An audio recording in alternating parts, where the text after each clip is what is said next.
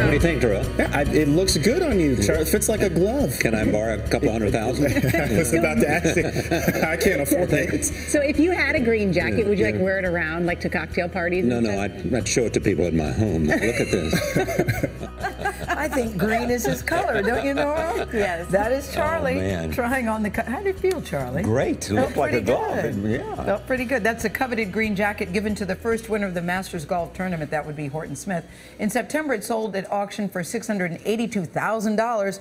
By any measure, the sports memorabilia market is booming big time, and that's the focus of Armen Keteyian's report for tonight's edition of 60 Minutes Sports. That's on Showtime. Armen, good morning. Good morning. With the holiday shopping season in full swing, odds are you're thinking of buying your favorite sports fan an autographed bat, ball, or some other piece of sports memorabilia. The hottest and the priciest items in the collectible market these days are so-called game-used items, those worn by a real player in a real game. And as we discovered, you'd be surprised at the lengths some people will go to get them. You guys doing all right? Is there anything I can do for you guys? NFL Hall of Famer Jerry Rice hasn't caught a pass in nearly a decade. What's up, Jerry? Good to see you guys. Take care. But his stuff and his signature are still moving fast. See that nice, beautiful handwriting? Between signing scores of jerseys and helmets in the back room, Look at this family here. posing for pictures with fans, 1, 2, 3. Perfect. and a $200 per autograph public signing session, Boy, that's a good-looking guy, ain't it? Rice cleared nearly $25,000 in less than 2 hours in Chantilly. You gotta love my life, man. A Hall of Famer can make a substantial amount of money. That Hall of Fame is a license to say, I'm going to now make money in the collectible business for a lot of years to come. But it's the craze for game-used items that really has memorabilia dealers talking.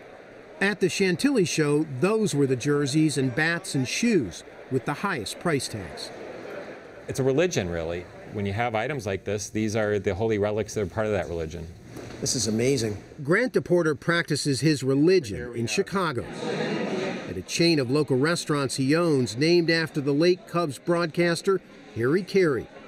They're part eatery, part shrine to the most sacred moments of Chicago sports. I think if you went back over the last 10 years or so, no one's gone after more Chicago-related sports memorabilia than me. And this year, DePorter took his passion for game-used memorabilia to an entirely new level after the Chicago Blackhawks won the Stanley Cup. I was trying to look around, what would be something that would symbolize this year? And when Andrew Shaw, who got injured during Game 6, he almost knocked out. The puck hit him in the face. It was kind of a mess, blood everywhere. Center for the team. Yeah, so he went out, but he's such a tough guy, came right back and played, and we had a miraculous win. And in DePorter's mind, there was no better way to memorialize that win than to pay $6,500 for the tiny nylon stitches used to close the cut on Andrew Shaw's face. Did you hesitate at all when you were calculating this in your mind? I'm about to buy stitches from a hockey player? A little bit, because... just a little bit? They're a little, well, a lot of people think they're a little gross, you know? You don't know what's on stitches. Yeah. Well, that was part of my question. I think eBay was putting out, it was probably one of the most unusual things they've ever auctioned off.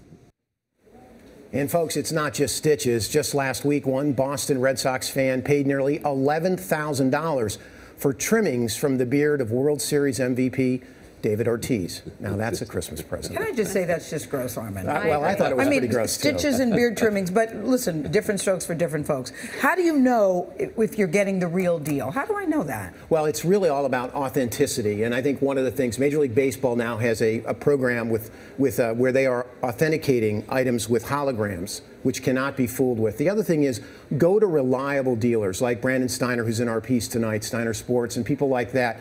Going on eBay and going on the auction sites, it's a hit and miss proposition. Yeah, I saw him actually measuring a jersey of Michael Jordan's. They are not kidding. It was off by one size. It cost a guy $150,000. So it was a fake. Thank you, Armen. You're welcome.